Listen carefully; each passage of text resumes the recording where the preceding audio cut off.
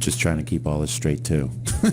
Well, that's why I wanted to lay it out. Right? So I still don't understand the management. So side the of it. berm issue, again, they, Joe had that designed with Yukon landscape architecture, and then they hired Osprey Environmental, who actually has had a lengthy history of doing monitoring at the site, from developing health and safety plans to doing the stormwater monitoring. And what I'm learning now too is that there was actually kind of an extensive process to have them test all the catch basin waste and street sweepings.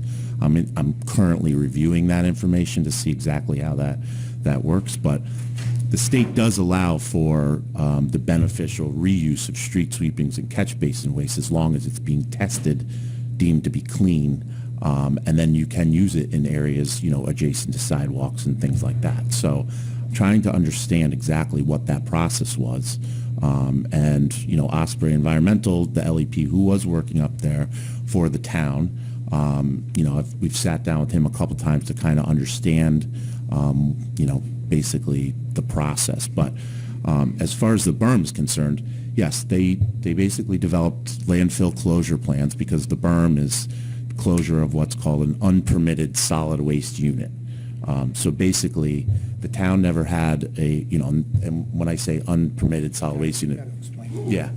So that means that back in 1950 or 1960, when they decided that, hey, we're going to take our municipal waste and dump it in the marsh, and then use the marsh to cap and cover that waste, that at that point there was no laws in place for solid waste, for the DEP.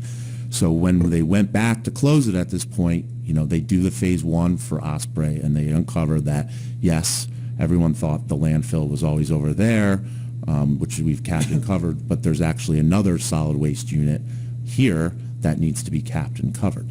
So generally, when you cap and cover a landfill, you can use material that is, for other unintents and purposes, unsuitable for residential reuse.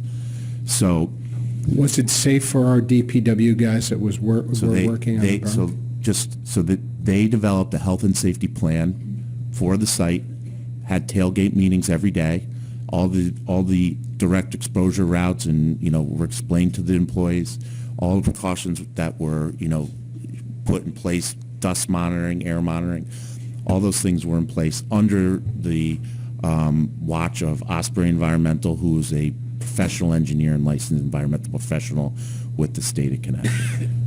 So how come the state hasn't approved this yet? Like, what are the steps and what's our exposure with the state related to the berm? So I've talked to Frank Gagliardi, who's the solid waste engineering lead of the solid waste engineering unit for the state. For the DEP, and basically, since this has all come up in the past 2 weeks, everyone has been on vacation at the DEP. I've walked them through the issues, and we've had a conference call to try to explain where the process is. So they have reviewed the permit, and basically, they understand and have reviewed it in theory, have issued comments back to the professional engineer. They responded, and then this whole, I guess they found out that there was a pending legal matter on the issue, and they kind of sat on it since then. I've talked to them about that, and what we have to do is go have a meeting with them. But I said very pointedly, do you ever envision, based on the data that you've received or the plans that you have received, seeing us having to remove that berm or modify it in any way? And his short answer was, I don't think so. Okay, but that's as pointed as I can be. So it sounds like you were very pointed, and his answer was, I don't think so, meaning get back to me when it's... Did we move forward without having the appropriate permits to move forward in building the berm? So that is, yes. Okay.